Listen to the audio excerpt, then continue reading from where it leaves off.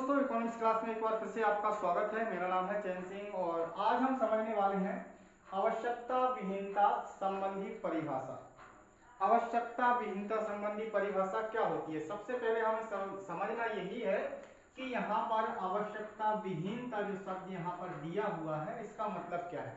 यदि ये हम समझ जाते हैं तो फिर आसानी से हम परिभाषा को समझ पाएंगे। ठीक है, तो जो अर्थशास्त्र की ये परिभाषा है आवश्यकता विहीनता की, ये परिभाषा प्रोफेसर जेके मेहता के द्वारा दी गई है। ये एक भारतीय अर्थशास्त्री हैं। ऑब्जेक्टिव में कभी भी पूछा जा सकता है, इस बात को आपको ध्यान में रखना है। इनके अनुसार क्या कहते हैं ये अपनी परिभाषा में कि अर्थशास्त्र का जो अंतिम उद्देश्य है, इकोनॉमिक का जो भी उद्देश्य आपको रखना है, उसके अनुसार मानव सुख को अधिकतम करना ही मुख्य उद्देश्य होना चाहिए। यही बात इन्होंने अपनी परिभाषा में की हुई है। देखिए, जो भी व्यक्ति होता है, हम हैं, आप लोग हैं, जितने भी लोग हैं संसार में, हर व्यक्ति की कई सारी आवश्यकताएं रहती हैं। जैसे कि पहले की हमने परिभाषाओं में समझा हुआ है। क्या समझा हुआ है कि कोई भी मानव हो, मानव की आवश्यकताएं जो रहती हैं वह कैसी रहती हैं? असीमित रहती है ना। तो असीमित क्या होती हैं? आवश्यकताएं होती हैं। और जो साधन होते हैं वो कैसे होते हैं? सीमित होते हैं। सीमित संसाधन होते हैं और असीमित क्या होती हैं? आवश्यकताएं होती हैं, और दोनों ही एक दूसरे से जुड़े होते हैं। यदि हमारे पास साधन है तो हम आवश्यकता को संतुष्ट कर सकते हैं। यदि हमारे पास साधन नहीं है तो हम आवश्यकता को संतुष्ट नहीं कर सकते। अब ये बात इन्होंने अपनी परिभाषा में किस प्रकार से डाल दी है उसे हमें समझना है। ये क्या कहते हैं कि देखिए, जब भी कोई मनुष्य की कोई भी व्यक्ति हो, यहाँ पर क्या कहा गया है? मानव सुख की बात कही गई है। मानव सुख को अंतिम सुख माना गया है। कोई भी व्यक्ति हो, यदि उसकी एक आवश्यकता संतुष्ट हो जाती है, कोई आवश्यकता है, मान के चलिए मुझे बाइक खरीदना है, मेरी आवश्यकता है कि मुझे बाइक खरीदना है। अब मेरे पास पैसा होगा, मेरे पास संसाधन होंगे। पैसा होगा मतलब कि संसाधन होंगे। मैं बाइक खरीद लूंगा तो क्या होगा? मेरी आवश्यकता की पूर्ति हो जाएगी। तो जो मेरी आवश्यकता थी बाइक की, वो एक प्रकार से संतुष्ट हो गई है। लेकिन तुरंत ही मेरे मन में एक दूसरी जिज्ञासा उत्पन्न होगी, कोई दूसरी चीज खरीदने की। तो वहां पर क्या होगा? जो मन रहता है हमारा वो विचलित होने लगता है। वहां पर हमें एक क्षण मात्र का सुख मिलता है कि हमारी आवश्यकता की संतुष्टि हो गई है। लेकिन अब ये जो क्षण मात्र का सुख मिलता है, हमारी एक आवश्यकता की पूर्ति के उपरांत मिलता है। जैसे आवश्यकता पूरी हो जाती है, हमें एक आनंद महसूस होता है। उसके बाद दूसरी आवश्यकता हमारे दिमाग में जन्म लेती है, हम उसकी पूर्ति के लिए प्रयास करने लगते हैं।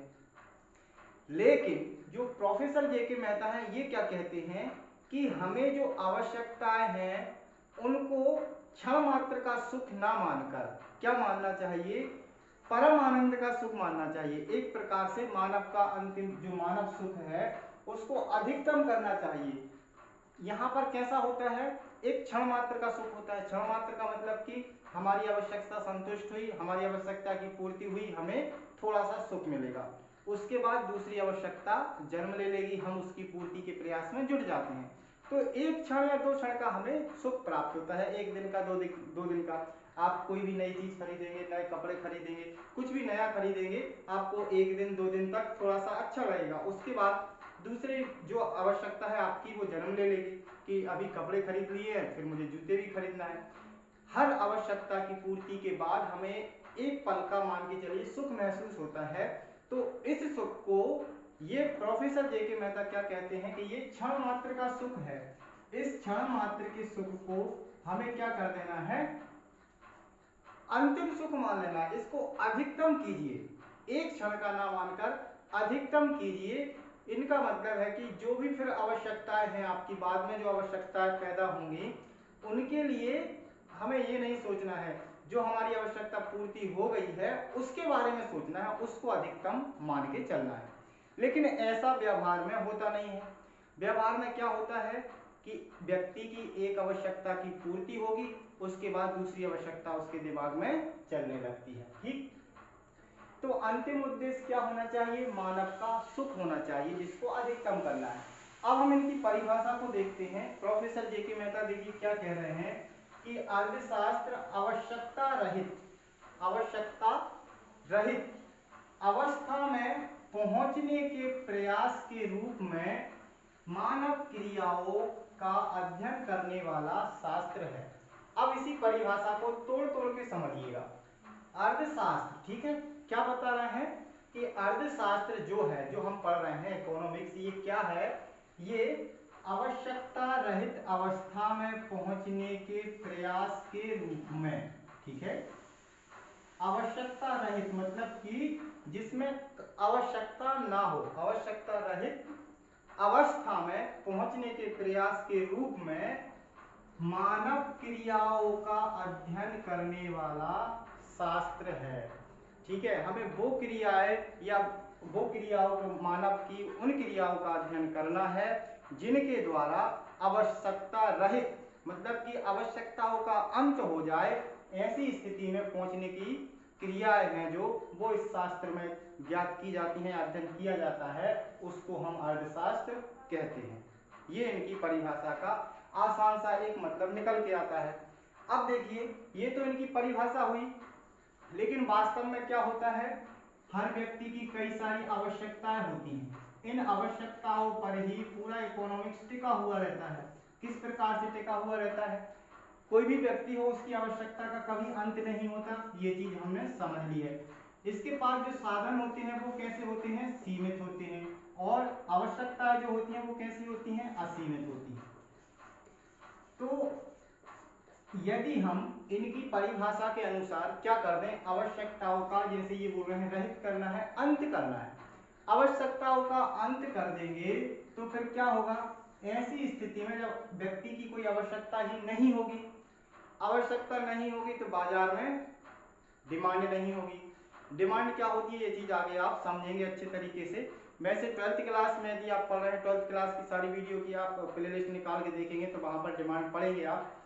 डिमांड की एक वीडियो देखिएगा एक बार, सिर्फ ये चीज समझने के लिए, तो वहां पर आपको समझ में आएगा कि यदि बाजार में मांग नहीं होगी तो फिर क्या होगा?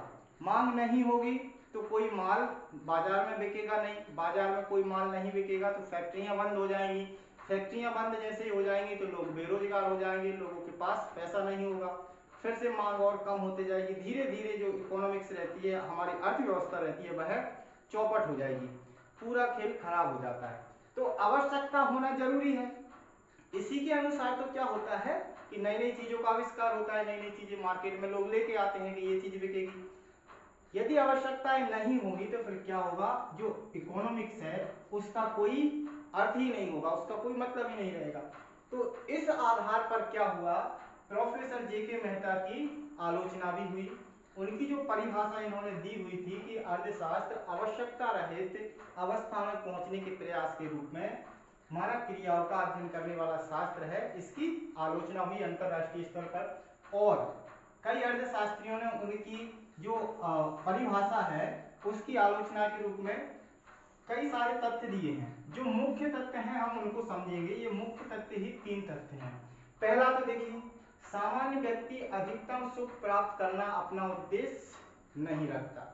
कोई भी व्यक्ति हो, अधिकतम सुख उसको कब मिलेगा कोई मालूम नहीं है उसको। हो सकता है कि वो अधिकतम सुख उसे मिले ही नहीं, उसकी मृत्यु हो जाए, ठीक, क्योंकि अंतिम क्षण तक व्यक्ति यही प्रयास करता रहता है कि उसे जो है अधिकतम सुख प्राप्त हो, लेकिन अधिकतम सुख मिलना उसका क्या रहता है? एक अपना उद्देश्य रखता ही नहीं है वो। उसकी एक छोटी सी छोटी आवश्यकताएं होती हैं, उनकी पूर्ति कर जाता है, क्षण मात्र का सुख लेता है, फिर दूसरी आवश्यकता की पूर्ति में निकल जाता है। जैसे अभी आप पढ़ाई कर रहे हो, अभी आपके अच्छे मार्क्स आएंगे, आप फर्स्ट डिवीजन से पास होगे, क्लास में टॉप करोगे, तो आपको क्या होगी? खुशी होगी। ठीक उसी के बाद फिर दूसरी क्लास में जाओगे तो और अच्छे मार्क्स आएंगे तो और खुशी होगी। तो ये क्या है? क्षण मात्र के सुख हैं। उसके बाद जब आप ग्रेजुएशन कर लोगे, फिर जॉब की तलाश करोगे, जॉब मिलेगी, अच्छी सैलरी मिलेगी, उसके बाद घर खरीदोगे, जो भी करोगे, जैसे जैसे आपकी आवश्यकताएं पूरी होती जाएंगी आपको सुख प्राप्त होगा, और उसके बाद आप जो क्षण मात्र का सुख है उसको भूलते जाओगे और अगली आवश्यकता की पूर्ति में आप जुट जाओगे। तो अधिकतम सुख कहीं पर आपको नहीं मिलेगा, केवल क्षण मात्र का ही मिलेगा। तो इस आधार पर एक तो इनकी आलोचना हुई कि ऐसा कभी होता ही नहीं है। सामान्य व्यक्ति ये सोचता ही नहीं है कि मुझे अधिकतम सुख इस चीज से प्राप्त हो जाए। इसके बाद दूसरी जो बात हमने चर्चा कर ली है, अर्थशास्त्र स्वयं बर्बादी का आधार तैयार करता है। प्रोफेसर जेके मेहता के द्वारा जो परिभाषा दी गई है उसके हिसाब से अर्थशास्त्र क्या कर रहा है, उनका जो अर्थशास्त्र है वह है बर्बादी का अपना एक आधार तैयार कर रहा है। किस प्रकार से कि मार्केट में यदि डिमांड नहीं होगी, आवश्यकता नहीं होगी तो कोई मांग नहीं होगी, और कोई मांग नहीं होगी तो बाजार में कोई चीज बन के नहीं आएगी, फैक्ट्रियां बंद हो जाएंगी, जिस पर हम चर्चा कर चुके हैं, वो चौपट हो जाएगी। तो एक प्रकार से जो अर्थशास्त्र है उसका कोई महत्व वहां पर नहीं रहेगा। ठीक है, महत्व नहीं रहेगा तो एक प्रकार से प्रोफेसर जे के मेहता ने अर्थशास्त्र का महत्व भी क्या कर दिया है, खत्म कर दिया है।